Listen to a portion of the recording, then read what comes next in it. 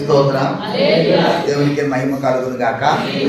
మరి దినం నూతనమైనటువంటి 5వ నెలలోనికి మనం అడుగుపెట్టి ఈ ప్రప్రథమంగా దేవుడు మనకి ఇచ్చినటువంటి మహాకృపను బట్టి ఈ యొక్క దైవ ఆరాధనలో పాల్గొనడానికి ప్రభు మనకు సహాయం చేశారు.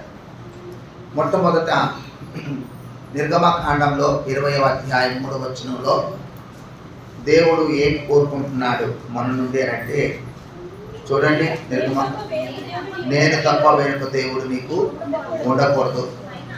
పైన ఆకాశం అందే కానీ, క్రింద భూమి అంతనే కానీ, భూమి క్రింద నేల అంతనే కానీ ఏ రూపమునైనా చేసుకోకూడదు, సాగిపడకూడదు, వాటిని పూజించకూడదు.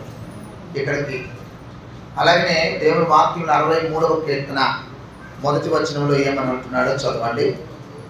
63వ కీర్తన, దేవా నా దేవుడు నీవే, వేకువనే నేను వెతుకుతాను, నీ బలమును నీ ప్రభావాన్ని చూడాలని పరిశుద్ధాలయం నేను ఎంతో ఆశతో నీ తట్టు కనిపెట్టుచున్నాను. మూడవదిగా మత్తయి సువార్త 6వ అధ్యాయం 33వ వచనం చదవండి. మత్తయి సువార్త 6వ అధ్యాయం 33. కాబట్టి మీరు ఆయన రాజ్యము ఆయన నీతిని మొదట వెతకండి, అప్పుడు మీకు అవన్నీ అనుగ్రహించబడతాయి. మొదట దేవుని ప్రజలంగా, దేవుని పిల్లలంగా, యేసు క్రీస్తు రక్తము చేత విలువ పెట్టి కొనబడిన వారంగా మొదట మనం ఎవరిని వెతకాలంటే దేవుని వెతకాలి. ఈ మొదటి యొక్క నెలలో, ఈ 5వ నెలలో మొదటగా దేవునిని వెతకాలి. దేవునిని వెతికేటటువంటి ఆ యొక్క అభ్యాసం, ఆలోచన మన జీవితాల్లో ఉండాలి. ఏం వెతకాలి, ఎట్లా వెతకాలి? ఆయన జాగ్రత్తగా వెతకాలి, పూర్ణ హృదయంతో వెతకాలి, మరి ఆయన్ని శ్రద్ధతో వెతకాలి. ఏమంటే శ్రద్ధ, ఏమంటే ఈ రోజున దేవుని రాజ్యం స్వతంత్రించుకోవడం అంటే అది సామాన్యమైన విషయం కాదు. దేవుని యొక్క రాజ్యంలో మనము చాలా సంపాదించుకోవాల్సిన అవసరం ఉంది. ఈ భూమి మీద మనం ఎట్లాగైతే సంపాదించుకొని కూర్చుకుంటున్నామో, వీటి కొరకు మనం ఎలాగ ప్రయాసపడుతూ మనము పరుగులు పెడుతూ ఉన్నామో, దేవుని రాజ్యంలో కూడా అలాగే మనం సమకూర్చుకోవడానికి మనం ప్రయాసపడాలి. యేసు ప్రభు వారు చాలా స్పష్టంగా చెప్పారు యోహాను సువార్త 14వ అధ్యాయంలో, ఇదిగో నా తండ్రి ఇంట అనేక నివాసాలు ఉన్నాయి. ఎవరన్నారు తిమోతి? నా తండ్రి ఇంట అనేకమైన ఇల్లు ఉన్నాయి, నేను వాటిని మీరు లేని ఎళ్ళ మీతో చెప్తాను, మీకు స్థలము సిద్ధపరచ వెళ్ళుచున్నాను. దేవుని ప్రజలంగా ఇది మైండ్లో ఉంటారు మనకి. తండ్రి ఇంట అనేక నివాసాలు ఉన్నాయి, లేని ఎళ్ళ మీతో చెప్తాను, మీకు స్థలము సిద్ధపరచ వెళ్ళుచున్నాను. నేను ఉండు స్థలంలో మీరు కూడా ఉండేలా మరలా వచ్చి నా యొద్ద ఉండుటకు మిమ్మల్ని తీసుకెళ్తాను. కనుక దేవుని దగ్గర మనం నివాసం ఎట్లా వెళ్తాం? అంటే భూమి మీద జీవిస్తున్నప్పటికీ భౌతికమైనటువంటి యొక్క శరీరం దాల్చుకుని ఈ రక్త మాంసాలు కలిగి ఈ యొక్క సమాజంలో, ఈ లోకంలో బ్రతుకుతున్నప్పటికీ మనం ఏమై ఉండాలంటే ఆ యొక్క రాజ్యంలో నేను ఏ విధంగా స్థలం సంపాదించుకోగలుగుతాను, ఏ విధంగా స్థానం సంపాదించుకోగలుగుతాను, ఏ విధంగా నాకు అక్కడ గృహం నిర్మించుకోగలుగుతాను. దేవుని వాక్యములు చెప్తున్నాడు దేవుని ప్రజలంగా. కొలస్సీలకు రాసిన పత్రిక 2వ అధ్యాయంలో మొదటి 2 వచనాల్లో చూస్తే, 3వ అధ్యాయము మొదటి 2 వచనాల్లో మీరు క్రీస్తుతో కూడా లేపబడిన వారైతే పైనున్న వాటిని వెతకండి, పైన ఉన్న వాటిని వెతకండి. అంటే దేవుని ప్రజలంగా మనం ఎప్పుడు, అందుకే అన్నాడు పక్షిరాజుని గురించి పోల్చాడు. పక్షిరాజు ఎప్పుడు కూడా ఏమండి పైన చూస్తుంది, ఆ యొక్క పైన ఉన్నటువంటి ఉన్నతమైన శిఖరాలకి ఎగరడానికి అది ఎత్తైన స్థలాలను ఏర్పరచుకుంటారు, దాని నివాసాలు. కనుక మీ కొరకు మీరు భూమి మీద ఉన్న వాటిని మీరు కూర్చుకోకండి. ఇక్కడ ఏమంటున్నాడంటే మరి పైనున్న వాటిని మీదనే కానీ భూ సంబంధమైన వాటి మీద మనస్సు ఉండాలి. ఏంటి ఫోన్ ఉంటే ఉండాలి, ఏంటి బండి ఉండాలి, ఇక్కడ ఒక నివసించడానికి ఒక ఇల్లు ఉండాలి, వండుకోవడానికి పాత్రలు ఉండాలి, జీవించడానికి ఏదో ఒక ఉపాధి ఉద్యోగం ఉండాలి, అంత మాత్రమే. కానీ మన యొక్క పర్మనెంట్ శాశ్వతమైనటువంటి స్థలంలో జీవించడానికే నిత్యము మనం ప్రయత్నము చేయాలి. మన శాశ్వతమైన చిరునామా, మన నిలకడైనటువంటి పట్టణం, అది దేవుని యొక్క వాక్యం. కిందకి వెళ్ళండి. ఆ కింద కొలస్సీయులకు రాసిన పత్రిక పౌలు ఏమన్నాడు? మీరు మృతి పొందితిరి, మీ జీవం క్రీస్తుతో కూడా దేవుని యందు దాచబడి ఉన్నది. మనకు జీవమై ఉన్న క్రీస్తు ప్రత్యక్షమైనప్పుడు మీరును ఆయనతో కూడా మహిమ యందు ప్రత్యక్షపరచబడుదురు. చూడండి, ఇప్పుడైతే అక్కడ అంటున్నాడు ఒక్క మాట అంటున్నాడు. ఏమంటున్నాడు అంటే, ఇదిగో మీరు ఏమంటే అక్కడ 5వ వచనంలో చూస్తున్నా, భూమి మీద ఉన్న మీ అవయవాలు, భూమి మీద ఉన్న మీ అవయవాలు అనగా జారత్వము, అపవిత్రత, కామాతృత, దురాశలు, విగ్రహారాధనైన ధనాపేక్షను చంపి వేయండి. వాటి వలన దేవుని ఉగ్రత అవిధేయుల మీదకి వస్తుంది. కనుక మనము దేవుని యొక్క రాజ్యం కొరకు ఎలా మొదటిగా వెతకాలి? ప్రథమ స్థానం ఇవ్వాలి.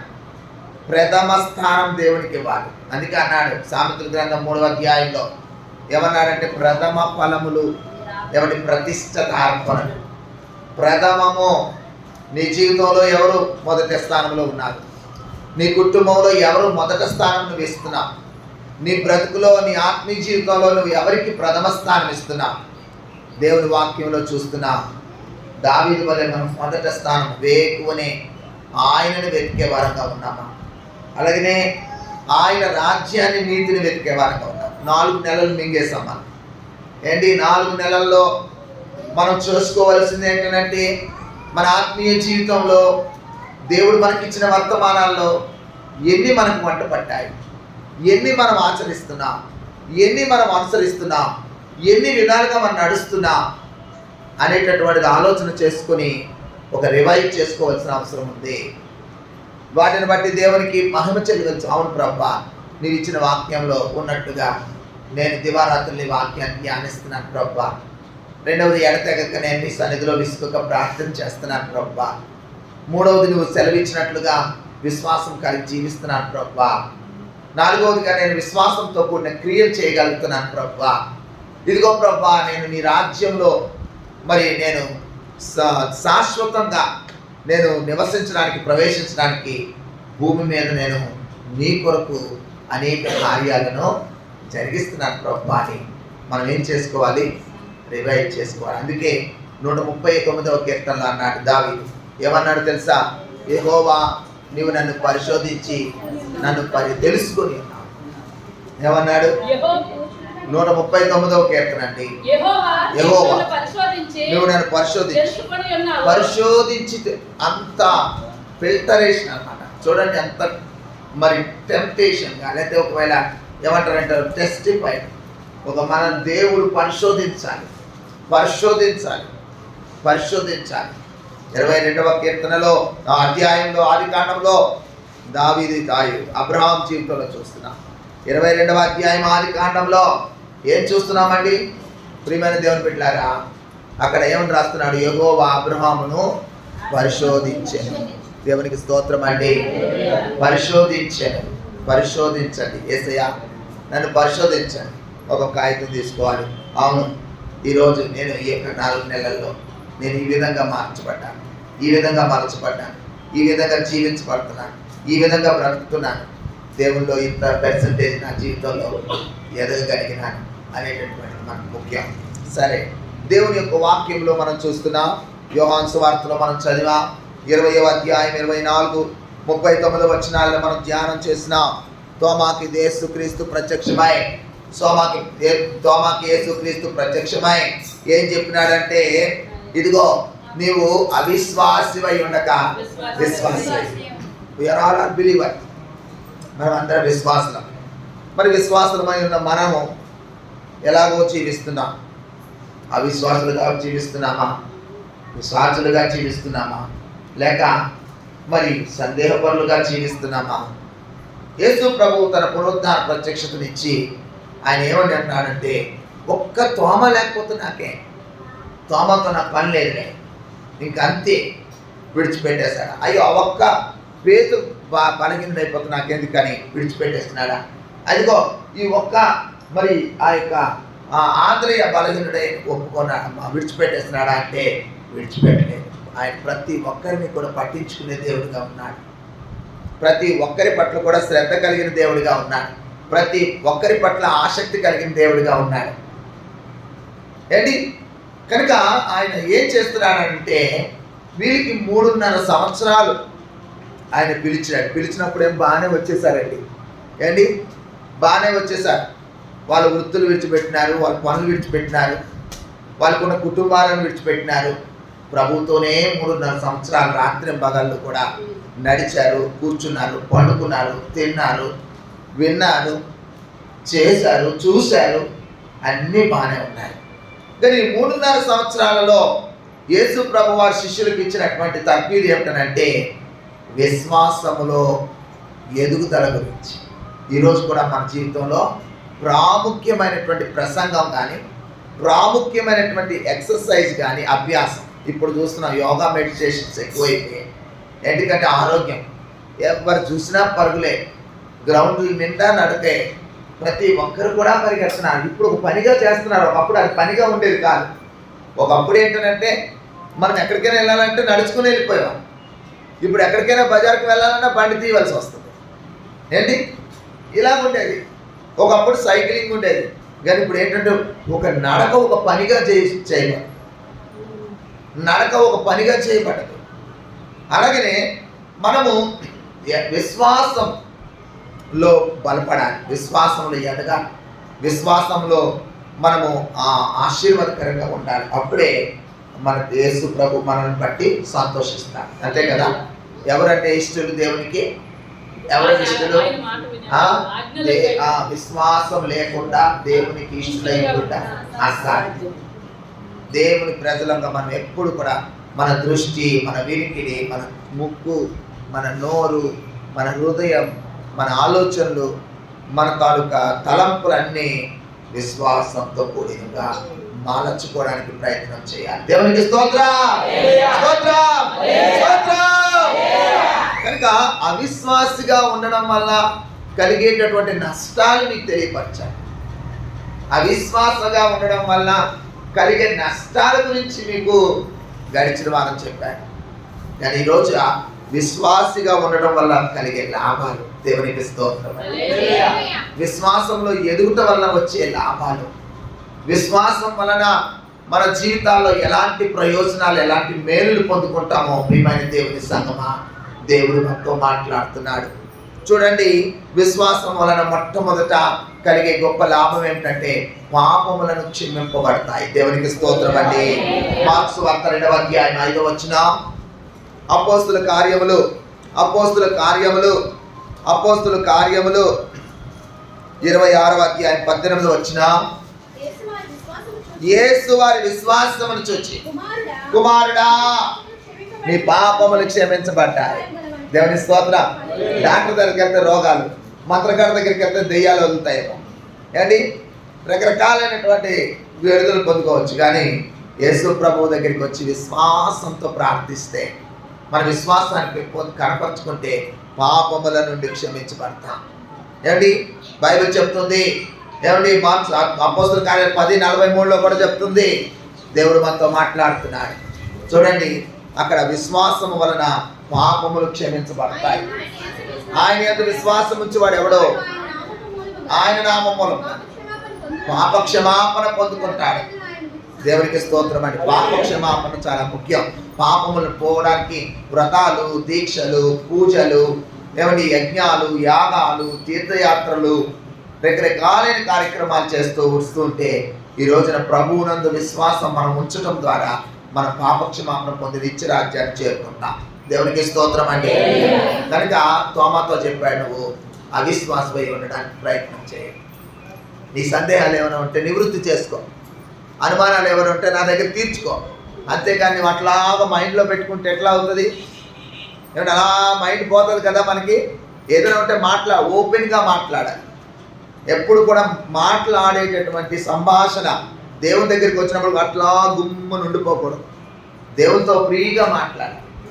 దేవునితో చెప్పుకోవాలి. గుండెలో ఉన్నవన్నీ దింపేసుకోవాలి. అప్పుడే మన హృదయం అంతా ఏమైపోతుంది? తేలికైపోతుంది. విశ్వాసము వలన మనం నీతిమంతులుగా తీర్చబడతాం. రెండవదిగా చూడండి, దేవుని వాక్యం రోమీయులకు రాసిన పత్రిక 5వ అధ్యాయం 1వ వచనంలో పరిశుద్ధాత్మ దేవుడు మాట్లాడుతున్నాడు. విశ్వాసం మూలమున మనము నీతిమంతులుగా తీర్చబడి మన ప్రభువైన యేసుక్రీస్తు ద్వారా దేవునితో సమాధానం కలిగి ఉందుము. దేవునికి స్తోత్రం. నీతిమంతులుగా తీర్చండి. ఇందాక చెప్పారు, పాపాలు క్షమించబడితే వ్యక్తి ఏమిటి రోగంతో చచ్చిపోయినా మనం దేవుని రాజ్యంలోకి వెళ్తామేమో, కానీ పాపంతో చచ్చిపోతే దేవుని రాజ్యం మనకు వేలం. కనుక పాపాలు క్షమించబడాలంటే విశ్వాసం కావాలి. ఏమిటి మరి నీతిమంతులుగా మార్చబడాలంటే విశ్వాసం కావాలి. దేవుని వాక్యం సెలవిస్తుంది. రోమీయులకు రాసిన పత్రిక 3వ అధ్యాయం 22-26 వచనాల్లో పరిశుద్ధాత్మ దేవుడు ఏం మాట్లాడుతున్నాడు? అది 3వ అధ్యాయం యేసుక్రీస్తునందు విశ్వాసమూలమైన వారందరికీ కలుగు దేవుని నీతి అయి ఉన్నది.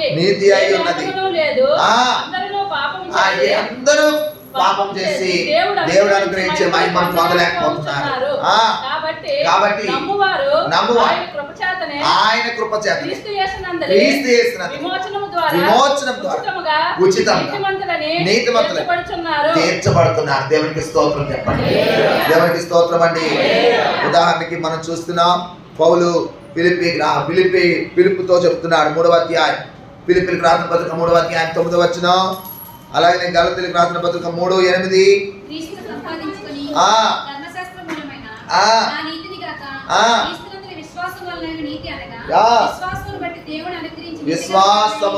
విశ్వాసం ద్వారా మనం నీతిమంతులుగా మార్చబడతాం.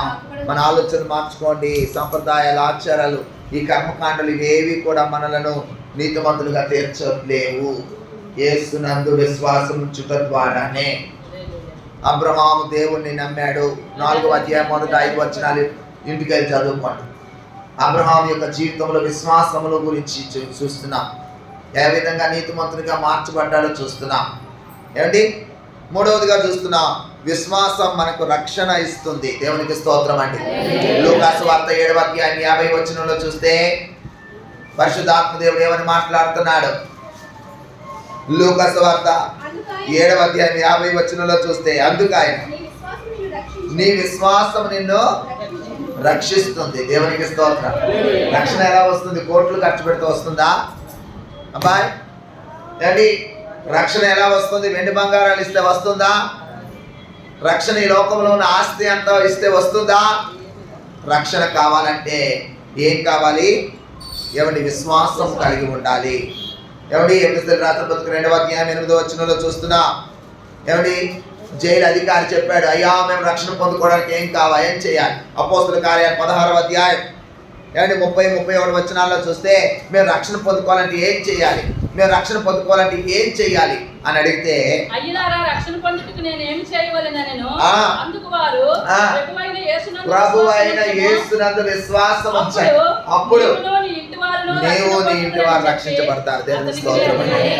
విశ్వాసం ఏంటి? మన బిడ్డలకి మనం విశ్వాసం గురించి నేర్పించాలి. మనం దేవుని పైన ఆధారపడడమే విశ్వాసం, దేవుని పైన ఆనుకోవడమే విశ్వాసం, దేవుని వైపు చూడడమే విశ్వాసం, దేవునితో నడవడమే విశ్వాసం. దేవునికి స్తోత్రం అండి. మనం కూడా లోకస్తుల వలె ప్రవర్తిస్తే ఎట్లా అవుతుందో చెప్పండి? మనం కూడా లోకం వైపు ఇటు అటు దిక్కులు చూస్తే ఎట్లా అవుతుందో చెప్పండి? అన్యులు మనకంటే ఎంతో బలమైన కార్యాలు చేస్తుంటే మనకి ఎంత సిగ్గుచేటు. విశ్వాసులు అని పిలువబడుతున్నాం, విశ్వాసంలో జీవిస్తున్నాం, విశ్వాసంలో నడుస్తున్నాం. చింతలన్నీ మనకే, జబ్బులన్నీ మనకే. ఏంటి ఎంత భయంకరమైన పరిస్థితి! వాళ్ళు నిశ్శబ్దంగా బ్రతుకుతున్నారు, బొమ్మలను, లోకంలో ఉన్న వాటిని నమ్ముకొని. కానీ జీవం కలిగిన దేవుడిని నమ్ముకొని మనలో సంతోషం లేకుండా, మన జీవితంలో ఏమాత్రం కూడా ఆనందం కనపరచకుండా జీవిస్తున్నాం. దేవుని వాక్యం మనతో మాట్లాడుతుంది. విశ్వాసము స్వస్థతనిస్తుంది. దేవునికి స్తోత్రం అండి. మార్క్స్ వార్త 5వ అధ్యాయం 34వ వచనం, మార్క్స్ వార్త 10వ అధ్యాయం 52వ వచనం, మత్తయి వార్త 9వ అధ్యాయం 22వ వచనంలో పరిశుద్ధాత్మ దేవుడు మాట్లాడుతున్నాడు. అందుకే నీవు వెళ్ళుము, నీ విశ్వాసమే నిన్ను స్వస్థపరుస్తుంది. స్వస్థత కావాలంటే మనం పెద్ద పెద్ద భాషల దగ్గరికి వెళ్తే అంత స్వస్థత వచ్చేది.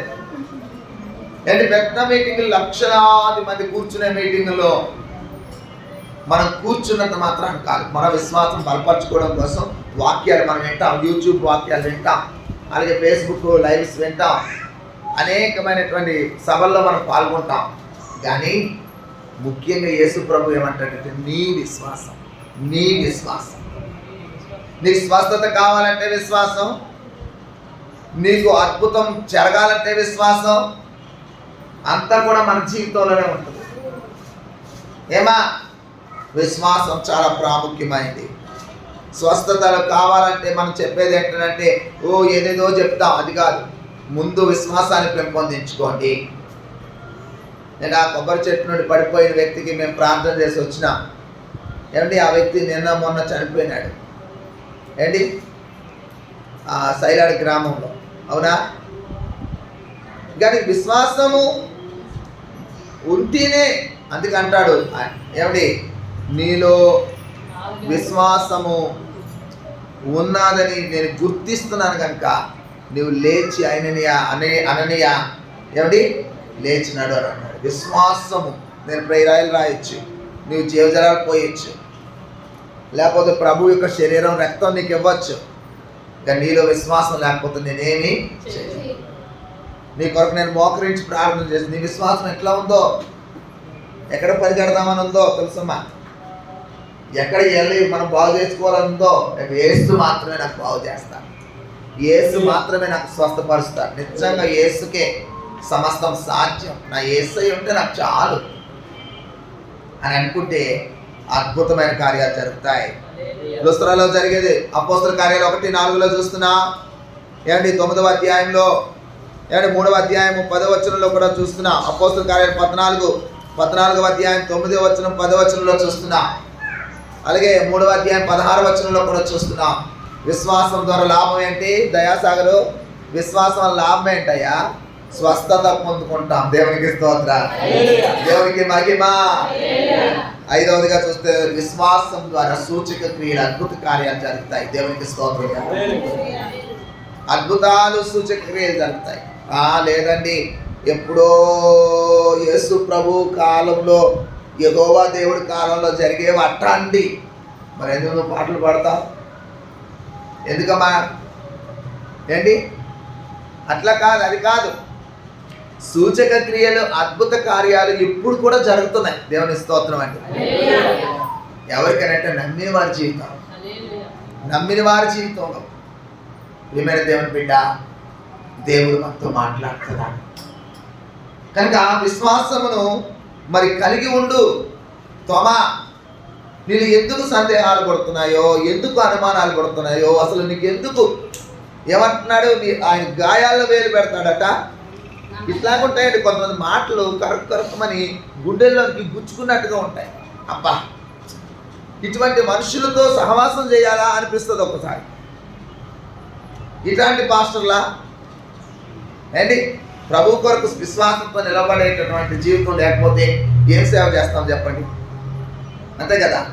చాలామంది అంటారు, మీకు ఏం జీతాలు వస్తాయా, లేదా మీకు ఎక్కడి నుండి ఏం వస్తాయా, లేదా మీకు ఏంటి బాబు ఎలాగని అంటారు. That is right.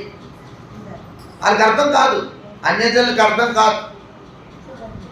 ఇప్పుడు మామిడి పండు తినాలంటే దేవుడు ఇస్తాడు, లేదా శనక్కాయలు తినాలంటే దేవుడు ఇస్తాడు, ఇవన్నీ మాకు ఎప్పటికప్పుడు అన్ని సమకూరుస్తాడు. సపోటా పళ్ళు తినాలంటే దేవుడు ఇస్తాడని అంటే, లేదంటే బాబు ఏ కథలు చెప్తారు అని అంటాడు.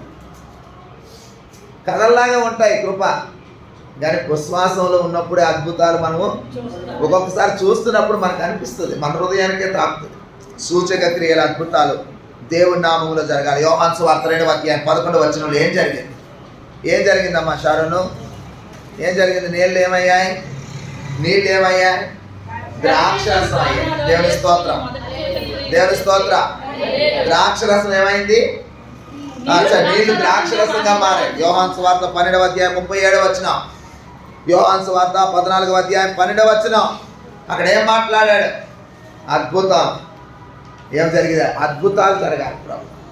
ప్రభా నా ద్వారా అద్భుతాలు జరగాలి ప్రభా. నాకు సూచక్రియలు జరిగించు ప్రభా. నా జీవితంలో అద్భుత కార్యాలు జరిగించు ప్రభా. అడగాలి, నోరు విప్పి అడగాలి ప్రభు.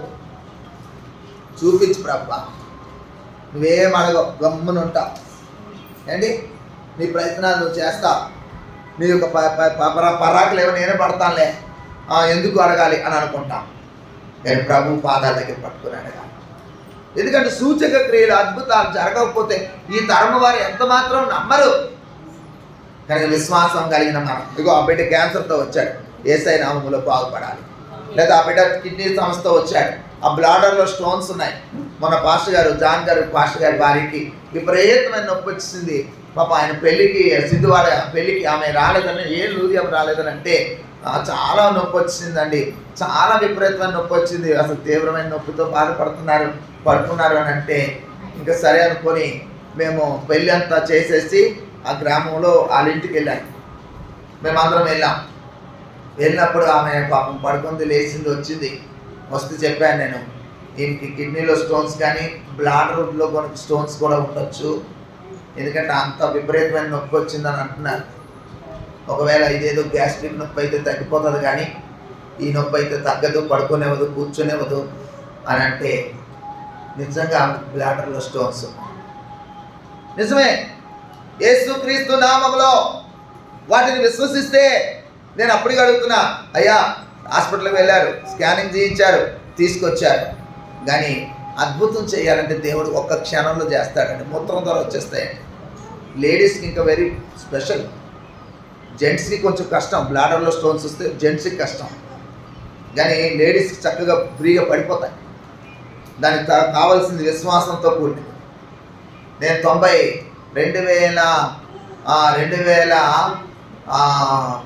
2000 సంవత్సరంలో 2001లో ఒరిస్సా ప్రాంతానికి వెళ్ళాను. ఒడిశా ప్రాంతంలో నవరంపూరు, ఉమర్కోట్ అనే ప్రాంతానికి వెళ్ళాను. ఉమర్కోట్లో ప్రార్థన చేసుకుని వెళ్తున్నాను. ఒరిస్సా నేను వెళ్ళలేదు ఇప్పుడు. ఇక్కడ నుండి బస్సుకి వెళ్తున్నాను. ప్రభుని అడుగుతున్నాను బస్సులో, ప్రభు నువ్వు అక్కడ తీసుకెళ్తున్నావు, మరి నీవు అక్కడ ఏదైనా దేవా నువ్వు నా ద్వారా గొప్ప కార్యాలు జరిగినాయి. వాళ్ళు ప్రార్థన కొరకు రమ్మంటున్నారు, వాళ్ళు విశ్వాసంతో రమ్మంటున్నారు. నేను వెళ్తున్నాను, నాకైతే ఏం తెలియదు, భాష తెలీదు, గొప్ప కార్యాలు చేయి. కానీ అక్కడ ఒక అబ్బాయి మేస్త్రి, పెద్ద ఆయన, ఏంటి సంఘ పెద్ద, లూథరన్ సంఘం. ఆ సంఘంలో ఉన్న వ్యక్తి చాలా బాధతో, నొప్పితో బాధపడుతున్నాడు. అయితే ప్రార్థన చేస్తున్నాం. అయితే ఈ యొక్క నాకు రమ్మని ఆహ్వానించిన వ్యక్తి ఆయన అందరికి చెప్పాడు, ఆంధ్ర నుండి పాస్టర్ గారు వస్తున్నారు, ఒక సహోదరులు యవనస్తులు ఆయన వస్తున్నారు, ఆయన మీరందరూ కూడా సిద్ధపడండి అని చెప్పాను. ఈ లోపల అందరం కూడా ప్రార్థన చేస్తున్నప్పుడు ఆ యొక్క సహోదరుడు వచ్చాడు. వచ్చినప్పుడు ప్రార్థన చేశాను, ప్రేయర్ ఆయిల్ ఇచ్చాను, ప్రేయర్ వాటర్ ఇచ్చాను. లూథరన్స్ అండి, మాకు ఇవన్నీ విశ్వాసం ఉండవు అని అంటున్నారు. పక్కనున్న నువ్వు నమ్మితే నీకు తెల్లవారిసరికి నీకు ఆ ఒక స్టోన్స్ అనేవి పడిపోవాలి. స్కాన్ తెచ్చాడు, రిపోర్టులు తెచ్చాడు, ఎక్స్రేలు తెచ్చాడు. ఏమండి ప్రార్థన చేశాం. దేవునికి మహాకృప. ఏమండి మొట్టమొదట ప్రాంతంలో, ఆ ఉమర్కోట్ నవరంపూర్ ప్రాంతంలో మొట్టమొదట ఆ వ్యక్తికి ఆ యొక్క స్టోన్స్ మోషన్ ద్వారా పడిపోయాయి. దేవునికి స్తోత్రం అండి. నొప్పి ఆగిపోయింది. ఏంటి ఆల్రెడీ జాన్ గారికి నేను అడుగుతాను, పర్వాలేదు ప్రేయర్ ఆయిల్ రాయండి, ప్రేయర్ వాటర్ తాగించండి అంటే, పాస్టర్ గారు సోమవారం ఆపరేషన్కి వెళ్ళిపోవాలి సార్ అని అంటున్నాను. మళ్ళీ అడిగాను, దేవుడి నామములో ప్రార్థన చేస్తున్నాం, అమ్మకి ఇక్కడ చేసుకొని ప్రార్థన చేయమని, వెళ్ళిపోతాయి అని అంటే సోమవారం ఆపరేషన్కి వెళ్ళిపోవాలి. అంటే దేనికి మనం ప్రిపరేషన్ అయి ఉంటామో దానికి దేవుడు సిద్ధపరిచేస్తారు. నాకు ఆపరేషనే కావాలని అంటే ఆపరేషన్కే వెళ్ళిపోవాలి. లేదు ప్రభువా నీ మహిమ కొరకు నేను బ్రతుకుతాను, అది విశ్వాసం కూడిన ఎక్సర్సైజ్ అంటే. ఇవన్నీ కూడా ఎలా జరుగుతాయి? ఇప్పుడు జరుగుతాయనంటే మనలో ఏం కావాలి? విశ్వాసాన్ని పెంపొందించుకోవాల్సిన అవసరం ఉంది. ఆరవదిగా చూస్తున్నాం, విశ్వాసం మనకి ఆదరణ కలుగు చేస్తుంది. రోమీయులకు రాసిన పత్రిక 1వ అధ్యాయం 11వ వచనం. రోమీయులకు రాసిన పత్రిక 1వ అధ్యాయం 11వ వచనం ఏమంటున్నాడు? మీరు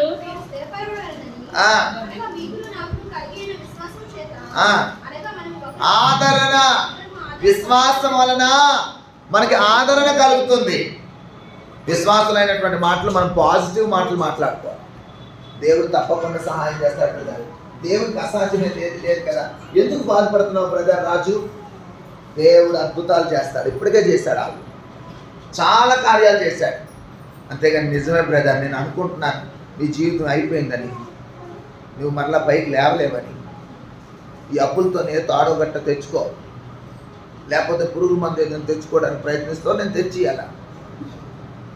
ఇలాంటి డిసప్పాయింట్మెంట్, విశ్వాసంలో దిగజార్చే మాటలు మనం మాట్లాడతాం. విశ్వాసం ద్వారా మనకి ఏమొస్తుందంటే ఆదరణ, కొండంత బలం. ఏం లేదమ్మా, నేనున్నాగా, యేసు మనతో కూడా ఉన్నాడమ్మా, ఆయన అడుగులు పడుతున్నాయి మన పక్కన. ఎందుకు భయపడతావు తల్లి? ఎందుకు? నువ్వు ధైర్యంగా ఉండు. మనకి ఏమి ఇవ్వక్కర్లేదు, కానీ ఆదరణ మనకు దొరుకుతుంది. అది ఎవరు? నేను విశ్వాసంతో నింపబడితేనే నీకు ఆదరణ నేను ఇవ్వగలను. నాలోనే అవిశ్వాసం ఉంటే నేను నీకు ఆదరణ ఇవ్వలే. పేతురు నిన్న కనపడ్డాడు, విపరీత టక్మని పిలిచాను, బండి ఆపాను. నాయన చాలా రోజులు కనపడ్డా అని అంటే, అయ్యా నాకు కాళ్ళు చేతులు లాగేస్తున్నాయి, ఒళ్ళు వణికిపోతుంది, నాకేదో అయిపోతుంది అని చాలా పాపం దిగాలుగా కనపడ్డాను. వెంటనే రోడ్డు మీద చేయి పట్టుకున్నాను, చిన్న ప్రార్థన చేశాను. రేపు తెల్లవారు వచ్చి పేతురు, రేపు 2 కార్యక్రమాలు మనం చేయాలని చెప్పాడు. వచ్చాడు. దేవుని స్తోత్రం అండి. ఆ సహోదరుని ఫోన్ చేశాను. ఆయనేమో ఎండ వడదెబ్బ తగిలిందన్న, చాలా సివియర్ అయిపోయాడు. మొన్న మా ప్రార్థన పెట్టి అందరికీ భోజనాలు ఏర్పాటు చేసినాడు. ఏంటి ఈ నిన్న వడదెబ్బకి అయిపోతుంటే నేను ప్రార్థన చేశాను, ప్రభా ఆ యొక్క సహోదరుడిని నువ్వు జ్ఞాపకం చేసుకుని నీ పాదాలు తప్పిస్తాను.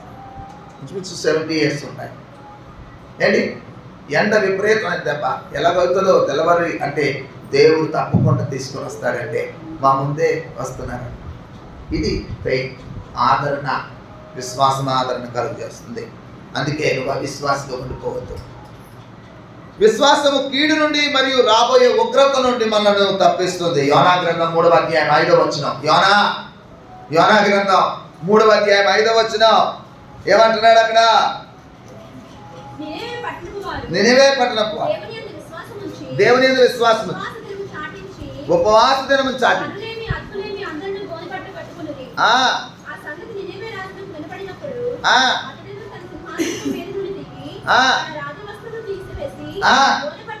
చాలండి. మీరు దేవుని యందు విశ్వాసం ఉంచితే ఉగ్రత నుండి తప్పించబడతారు. గట్టిగా చప్పట్లు పడితే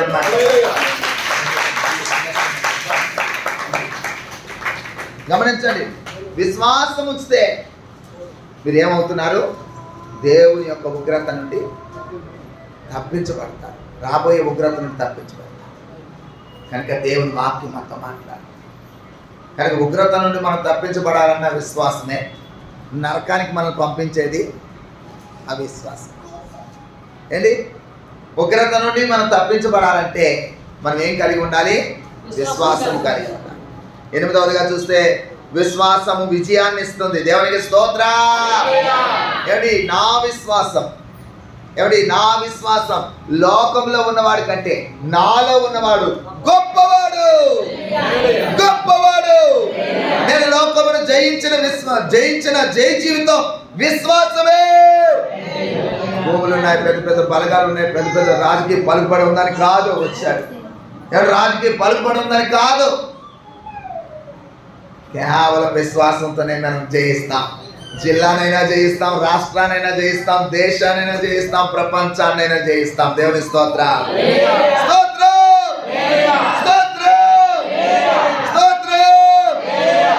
విశ్వాసం చాలా ప్రాముఖ్యమైనది. యోహాను మొదటి పత్రిక 5వ అధ్యాయం 4వ వచనం, ఎబ్రియల్కి రాసిన సువార్త పత్రిక 11:33లో మనం చూస్తున్నాం. ఉదాహరణకి మాట రాసుకొని హిజ్కియా రాజులు 2వ గ్రంథంలో 18వ అధ్యాయం 5-7 వచనాల్లో చూస్తున్నాం. విశ్వాసం ద్వారా దేవుడు గొప్ప కార్యాలు జరిగించాడు.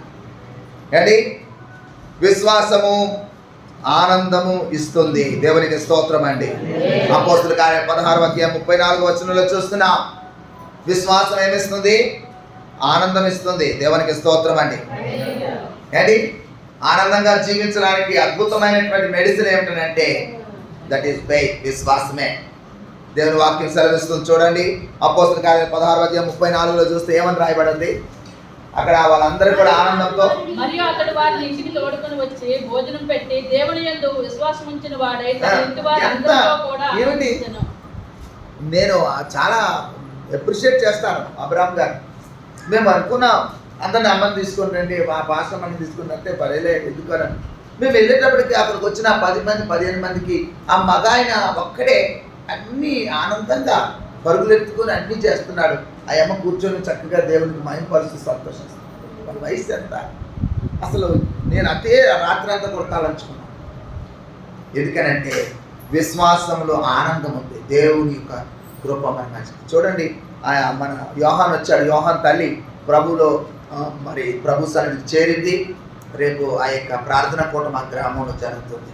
ఆదరణ కూట అయ్యగారు వస్తారా అని చెప్పి స్నానం చేసుకుంది, టీ తాగింది. ఏమండి చక్కగా నిద్రపోయింది. ఎంత అద్భుతమైన విషయం, ఎంత ఆశీర్వాదకరమైనటువంటి ఆ యొక్క నిద్ర. గమనించండి, ఆనందము మన జీవితాల్లో కావాలి. జైలు అధికారి కుటుంబం అంత ఆనందంతో నిండి ఉండడానికి గల కారణం ఏంటంటే విశ్వాసం. ఏమంటే 10వదిగా చూస్తున్న విశ్వాసం నిత్య జీవాన్ని ఇస్తుంది. యోహాను సువార్త మొదటి పత్రిక 5:13 యోహాను సువార్త 5:24 దేవుని కుమారుని నామమందు విశ్వాసము మీరు నిత్య జీవము గలవారు. ఎవరి యందు విశ్వాసం ఉంచాలి? ఏదో మెహర్ బాబో, సాయి బాబో, ఆ బాబో, ఈ బాబో కాదు. మన విశ్వాసం ఉంచవలసింది యేసు క్రీస్తు నందు విశ్వాసం ఉంచాలి. దేవునికి స్తోత్రం అండి. అందుకే అంటున్నాడు యోహాను సువార్త 5:24 5వ అధ్యాయం 3వ అధ్యాయం 16 మరి యోహాను సువార్త 3వ అధ్యాయం 36 రాస్తున్నాడు. యేసు నందు మన విశ్వాసం ఉంచడం ద్వారా. అంతేగాని నేను నరకానికి పోతాను, లేకపోతే నేనేమో అగ్నిగుండానికి పోతానని నీ నోటితో నువ్వు ఎందుకు అని చెప్పాలి? ప్రభు నా కొరకు నిత్య జీవం అనుగ్రహించాడు. నేను ప్రభు కొరకు పరిగెడతా, ప్రభు కొరకు ధనం ఖర్చు పెడతా, ప్రభు కొరకు నా కష్టార్జితాన్ని ఇస్తా, ప్రభు కొరకు నేను పని చేస్తా, ప్రభు కొరకు నేను పరిగెడతా. ఎన్ని పరిచర్యలు, ఎన్ని ఆశీర్వాదకరమైన కార్యాలు. ఈ వారం కూడా మన శనివారం సువార్త దండయాత్ర కార్యక్రమం. ఏమండి, సువార్త ఒక ప్రక్క ప్రకటించబడుతుంది. గృహ సంఘాల కొరకై ఏమండి అనేకమైనటువంటి మరి ఆశీర్వాదకరమైన కార్యాలు జరుగుతున్నాయి. ఏమండి, ఒక ప్రక్క అనేకమైనటువంటి సామాజిక కార్యక్రమాలు జరుగుతున్నాయి. ఇవన్నిటిలో కూడా దేవుడు ఎంత శక్తిని మనకు దయచేస్తాడు, ఎంత ప్రభావితంగా మనం వాడుకుంటున్నాడు. ప్రభానను వాడుకో, ప్రభానను నిలవబెట్టుకో. అందుకే తోమాని ప్రభు దర్శించేమన్నాడంటే, నువ్వు అవిశ్వాసివి కాక విశ్వాసిగా ఉండు. ఏంటి? అవిశ్వాసం వలన వచ్చే నష్టాలు గడిచిన వారం మాట్లాడుకున్నాం. కానీ ఈ రోజున అది ఎంత ప్రమాదకరమో ఇదంత ఆశీర్వాదకరం. కనుక లూకా సువార్త 17వ అధ్యాయం 5వ వచనం ప్రకారంగా ప్రార్థించు. ప్రభు పాదాలు పట్టుకుని అడుగు. అలాగే హెబ్రీయులకు రాసిన పత్రిక 12వ అధ్యాయం 2వ వచనం ప్రకారంగా అడుగు. విశ్వాసం కర్త, దాన్ని కొనసాగించేవాడని యేసు వైపు చూసి అనుభవం దాయించి, లోకం వైపు చూసేవాటే పేతురు గాలిని చూసి సందేహపడి అటు ఇటు చూసి పడిపోయి. సేవలో ఉన్న ఎదగాలన్నా, విశ్వాస జీవితంలో ఎదగాలన్నా, దేవుని మందికి ఆదివారం రావాలన్నా నువ్వు యేసు వైపు చూడాలి, యేసు వైపే చూడాలి. అలాంటి కృప పరిశుద్ధాత్మ దేవుడు మనకు అనుగ్రహించినట్లు మొహాల మీద నిలబడి అడగండి. దేవుని యొక్క రక్తము శరీరం తిని త్రాగుతున్నాం. దేవునికి మొఖాల మీద నిలబడి అడగండి. అవును ప్రభువా, మా జీవితంలో ఎన్నో అద్భుతాలు మేము చూడలేకపోతున్నాం, ఎన్నో సూచక క్రియలు మేము చూడలేకపోతున్నాం, ఎన్నో మాత కార్యాలు మేము చూడలేకపోతున్నాం. ప్రభు పాదాలు పట్టుకున్నాడు. ప్రభువా, నన్ను ఈ యొక్క నూతన మాసం నుండి నువ్వు నన్ను వాడుకో. రెండు కమిటీలు ఉంటాయి. ఒకటోది సువార్త ప్రకటించే కమిటీ, రెండోది సామాజిక కార్యక్రమాల గురించి నడిపించే కమిటీ. ఈ రెండు కూడా విశ్వాసంలో నడవాలి. నువ్వు దేని కొరకు నువ్వు నిలవబడడానికి ఇష్టపడుతున్నావు? నువ్వు దేని కొరకు పని చేయాలని ఇష్టపడుతున్నావు? ఈరోజు ప్రపంచ కార్మిక దినోత్సవం.